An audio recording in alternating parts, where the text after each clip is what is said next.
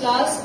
अब हम करेंगे एक्सरसाइज 2.4 का क्वेश्चन नंबर 5। जिसके पास बेटा पुरानी बुक्स हैं उसमें ये एक्सरसाइज 2.5 है, ठीक है। ये आपकी न्यू एनसीईआरटी बुक है, उसमें आपकी ये एक्सरसाइज 2.4 है, ठीक है। अब इसमें हमारा क्वेश्चन नंबर 5 है बेटा। देखो अब इसमें इस रकम को ध्यान से देखो, थोड़ी आपको बड़ी लग रही है, लेकिन हमने 4th क्वेश्चन में एक आइडेंटिटी की है, आपको याद होगा। कौन सी आइडेंटिटी थी वो? एक जना खड़े होकर बोलो बेटा, बोलो। a plus b plus c square whole square equal to a square plus b square plus c square plus 2ab plus 2bc plus 2ac। बहुत अच्छे, सही है ना ये हमने आइडेंटिटी की थी, ठीक है। अब ये देखो, क्या ये वाली जो रकम है क्या ये इसके साथ मैच कर रही है? देखो ए स्क्वायर स्क्वायर स्क्वायर, ठीक है, 3 स्क्वायर है, ठीक है। उसके बाद A B B C C A वाले X Y Y Z Z मिल रही है ना आइडेंटिटी। इसमें हमारे पास ए की जगह क्या है?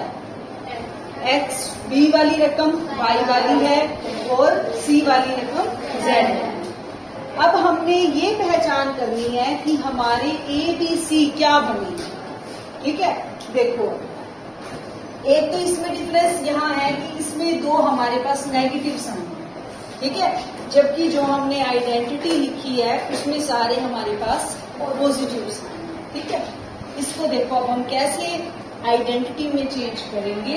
इसको हमने स्क्वायर बनाना है, a का स्क्वायर, ठीक है। मैं इसको लिख सकती हूँ 2x का होल स्क्वायर, लिख सकती हूँ ना, ठीक है।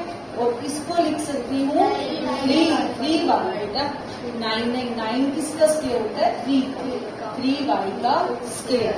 16 किसका स्क्वायर होता है? 4z का स्क्वायर, ठीक है। अब इन 3 रकमों को ध्यान से देखो बेटा, क्योंकि हमने ये देखना है कि नेगेटिव साइन असल में किसके साथ जाएगा, x के साथ, y के साथ या z के साथ, ठीक है। अब x और y वाली रकम तो क्या है? पॉजिटिव, ठीक है। अब इसमें yz है और इसमें xz है। अब जो 2 रकमें नेगेटिव हैं उसमें हमारे पास एक तो yz है और एक xz है। yz और xz में क्या कॉमन है?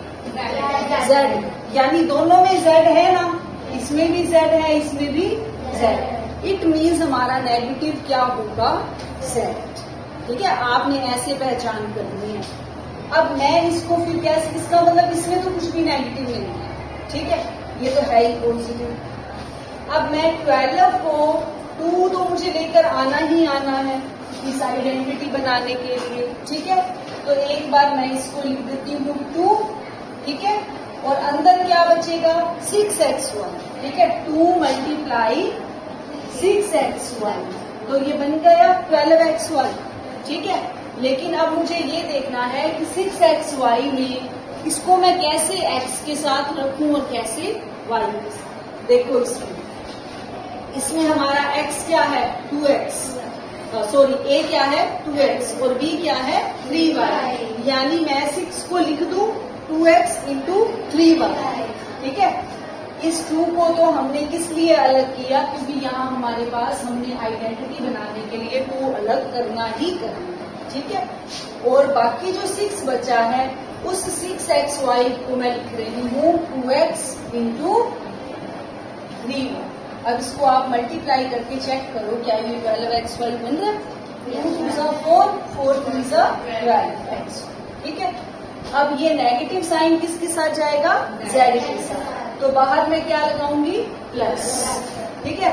अब 2 भी मुझे चाहिए, तो अंदर क्या बचा? 12, 2 इंटू 12y z, ये बचा ना। अब नेगेटिव साइन हमने किसके साथ लेना है? z वाली रकम के साथ। इसका मतलब y वाली रकम पॉजिटिव रहेगी और z वाली नेगेटिव। यहाँ पर z वाली रकम आएगी नेगेटिव, ठीक है। अब हमने 12 को लिखना है, कैसे लिखें? अब ये हमारे पास y और z वाली है, ये भी हमारे पास y और z वाली, ठीक है। इसके साथ क्या है 3y, इसके साथ क्या है 4z। अगर मैं यहाँ 3y लिखूं, यहाँ मैं 4z।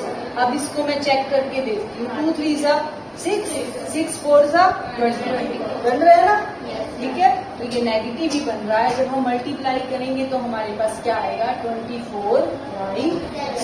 क्लियर हो गया, ठीक है बेटा। इन क्वेश्चंस में बस यही चीज मेन है, बच्चे यहीं से कंफ्यूज होते हैं।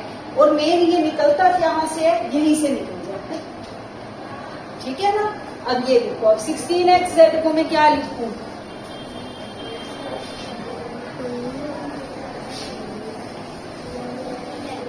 (16xz) को 2 तो लिखना ही लिखना है, ठीक है। अंदर क्या बचेगा 2 8 ना, 2 8 जा 16xz। और z हमारा किसका है नेगेटिव, यहाँ पे आएगा नेगेटिव। रकम कौन सी है x और z वाली। x वाली रकम ये है, z वाली रकम ये। इसका मतलब मैं यही रख के देखूं 2x और 4z। z किसका रखना है नेगेटिव। अब इसको मल्टीप्लाई करके देखो 16 बन रहा है। 2 2 जा 4, 4 4 जा 16 बन रहा है ना, -16xz। अब मैंने ये सब कुछ बनाया ही आइडेंटिटी को देख के है। इट मीन्स ये किसका होल स्क्वायर बनेगा फिर 2x प्लस 3y। अब मेरे पास z वाली दोनों रकमें क्या है नेगेटिव। इट मीन्स मैं इसको भी ऐसे लिख सकती हूँ -4z का होल स्क्वायर। क्या कोई फर्क पड़ेगा, क्योंकि माइनस का स्क्वायर क्या होता है प्लस। रकम पे कोई फर्क नहीं पड़ेगा ना, ठीक है। तो अब ये किसका होल स्क्वायर बन रहा है 2x plus 3y minus 4z का होल। इसको जब हम खोलेंगे तो हमारी यही आइडेंटिटी आएगी, ठीक है। अब हमने इसको फैक्टराइज करना होता है। फैक्टराइज का मतलब क्या होता है टुकड़े करना, ठीक है। अब इसके आप इसको यहाँ पर भी छोड़ सकते हो, लेकिन इसको अगर आप 2 बार लिख दो तो भी बेटर है। 2 बार लिखने के लिए 2x plus 3y minus 4z, दोबारा से 2x प्लस 3y माइनस 4, ठीक है। ये आंसर क्लियर हो गया सभी को।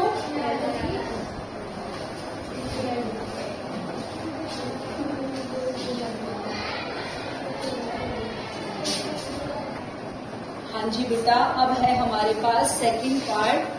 थोड़ा सा आपको देखने में अजीब लग रहा होगा, क्यों? क्योंकि इसमें हमारे पास √2 है, ठीक है।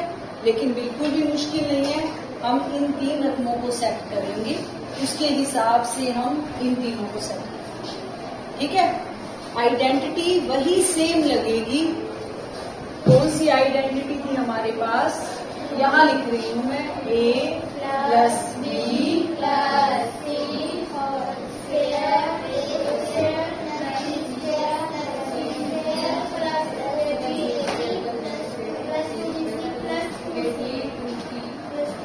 स्क्वायर ठीक है। इसको होल स्क्वायर किसका लिख सकती हूँ मैं, x को तो बहुत इजी है, x का स्क्वायर ही बड़ा है, x का स्क्वायर ही हो जाएगा। 2 को किसका रूट लिख सकते हैं, 2 को सॉरी किसका स्क्वायर लिख सकते हैं। क्या 2 किसी का होल स्क्वायर बन सकता है, बन सकता है। किसका √2 है ना, क्योंकि √2 को जब हम 2 टाइम मल्टीप्लाई करते हैं, √2 मल्टीप्लाई √2 तो क्या होता है 2। ये मैंने आपको समझाया भी था क्यों होता है ये √2 का होल स्क्वायर बन गया और स्क्वायर से रूट कट जाता है। क्यों? क्योंकि रूट का मतलब होता है 1/2। तो ये क्या बच जाता है, ठीक है। √2 को √2 से मल्टीप्लाई करेंगे तो क्या आएगा 2, √5 को √5 से, √3 को √3 से, √7 को √7 से, ठीक है। अब नहीं भूलोगे। अब इसको मैं लिख सकती हूँ √2x का होल स्क्वायर। अब इसके साथ कोई रकम नहीं है तो ये क्या लिखा जाएगा y से। अब 8 को क्या लिखा जाए, देखो जब हम 8 के फैक्टर करते हैं 2 4 8, जा 3 बाय 2 आता है ना, 2 2 जा 4, 4 2 जा 8, ठीक है।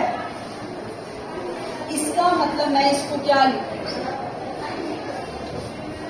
इसको मैं क्या ऐसे लिख सकती हूँ 2, क्योंकि मुझे एक रूट भी चाहिए, एक रूट वाली रकम भी मुझे चाहिए, क्योंकि इसमें z है और ये z वाली रकम के साथ रूट बड़ा है ना। इट मीन्स मुझे इसको रूट वाली रकम में चेंज करना है, तो इसको मैं लिख देती हूँ 2√2z का होल स्क्वायर। अब इसको खोल के देखिए, 2 2 जा 4 और √2 को √2 से करोगे तो 2 4 2 जा 8 बन गया ना, ठीक है। तो ये आपको स्टेप ध्यान से करना है। अब देखो, अब ये वाली रकम नेगेटिव है और ये वाली रकम नेगेटिव है, इसमें xy है, इसमें xz है, तो नेगेटिव साइन किसके साथ रखें, x के साथ, ठीक है। तो बाहर प्लस लगाओगे और 2 तो हमें चाहिए ही चाहिए, फिर x वाली रकम, फिर y वाली, ठीक है। अब देखो, अब मुझे xy चाहिए, ये मेरा x और ये y, √2x और y। नेगेटिव किसके साथ लेना है, x के साथ, ये रकम नेगेटिव, ठीक है। अब इसको क्या लिखें, 2 तो रखना ही रखना है बाहर, एक y वाली और एक z वाली, ठीक है। ये y का y और z वाली क्या है, 2√2z, ठीक है। इसमें कोई भी नेगेटिव नहीं आएगी।